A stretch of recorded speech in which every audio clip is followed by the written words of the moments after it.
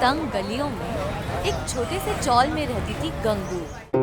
उम्र ने उसके चेहरे की रौनक जरूर गिराई थी, लेकिन आंखों में अब भी समंदर जैसी गहराई थी। बचपन से पढ़ाई लिखाई का सपना देखा था, पर हालात की बेरुखी ने उसे मछली बेचने वाली बना दिया। ताजी मछली ले लो, आज का माल बढ़िया है। अरे गंगू, आजकल तो तुम ज्यादा ही पैसे मांगती हो। कल तो मुझे आधे दामों में दिया था। क्या करूं काका, भाव बढ़ गया है। मुझे भी तो जीना है, पेट पालना है। जिंदगी भी इन पासी मछलियों जैसी हो गई है, कोई लेता ही नहीं है।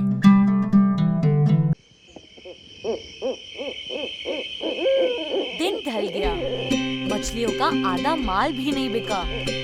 वो थकी हारी अपने चौल में लौट आई। अकेले कमरे में उसने छोटे चूल्हे पर दाल चावल चढ़ाए।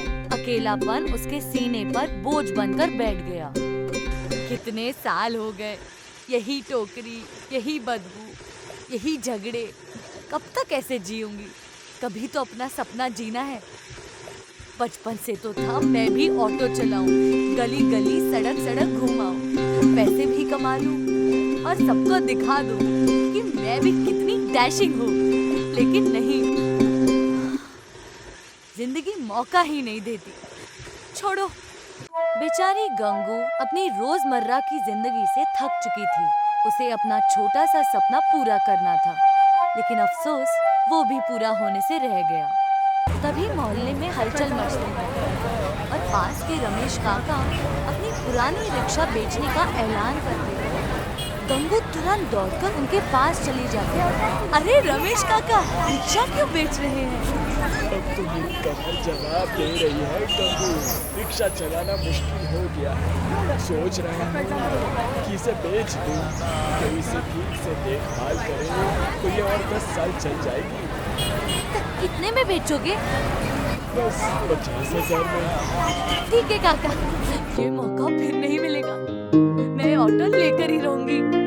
अगले दिन गंगू रमेश काका से रिक्शा लेने की बात करती है, लेकिन पैसों की तंगी के कारण वो काका से 4 महीने का समय मांगती है और वो राजी हो जाते हैं। अब गंगू की मेहनत शुरू होती है। सुबह मछली बेचकर पैसे कमाती और रिक्शा खरीदने के लिए बचाती।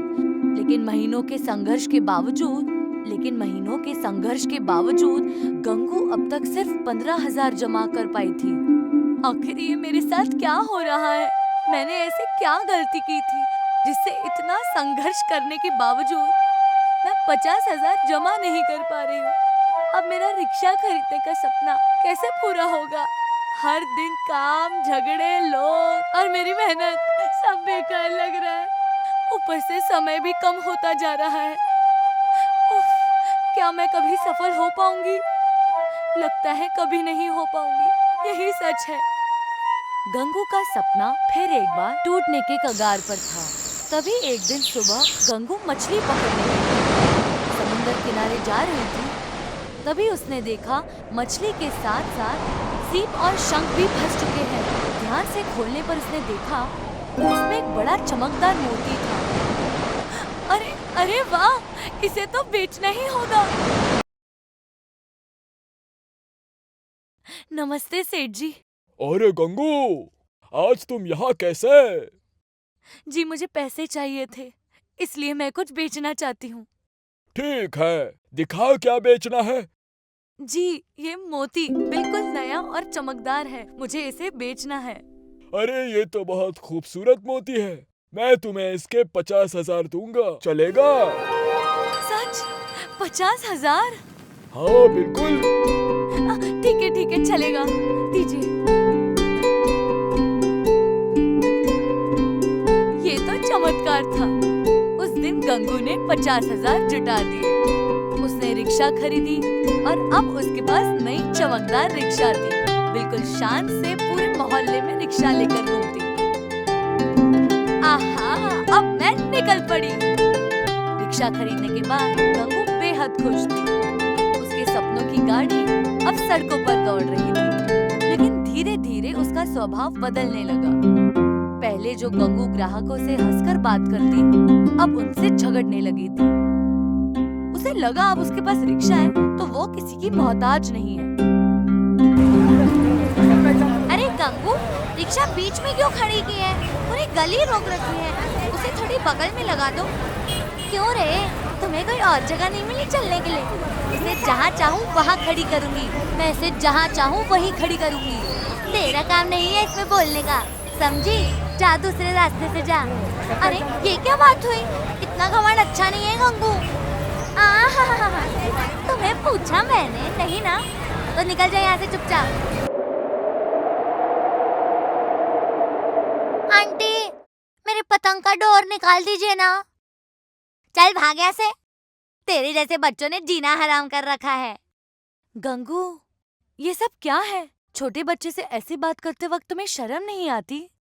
तुम मुझे क्यों बोल रही हो? तुम्हारे बच्चों को अकल नहीं है क्या? मेरी रिक्शा को हाथ लगाना मुझे अच्छा नहीं लगता।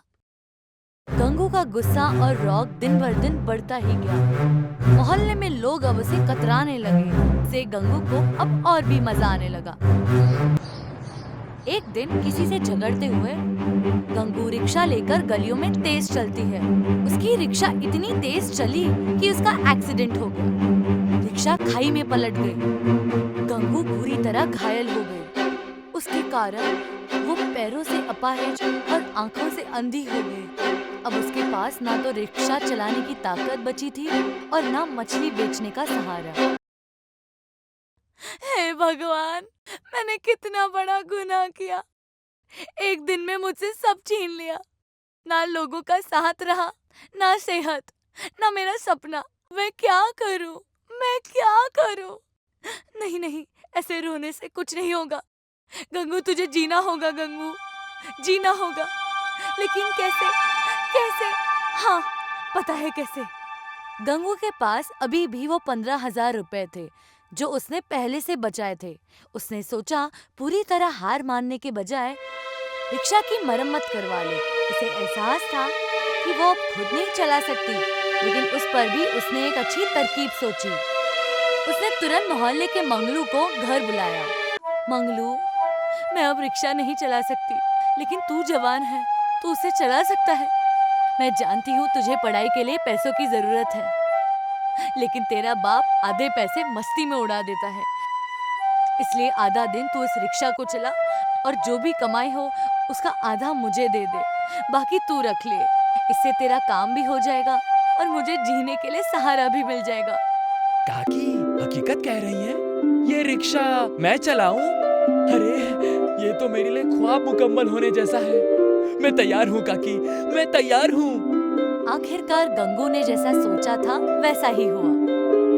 मंगलू रोज रिक्शा चलाता, उसकी कमाई का आधा गंगू को देता और आधा अपने लिए रखता। अब गंगू ने अपने जीने का सहारा पा लिया था। वो खुद रिक्शा नहीं चला सकी, लेकिन उसने अपने ख्वाबों को मरने भी नहीं दिया।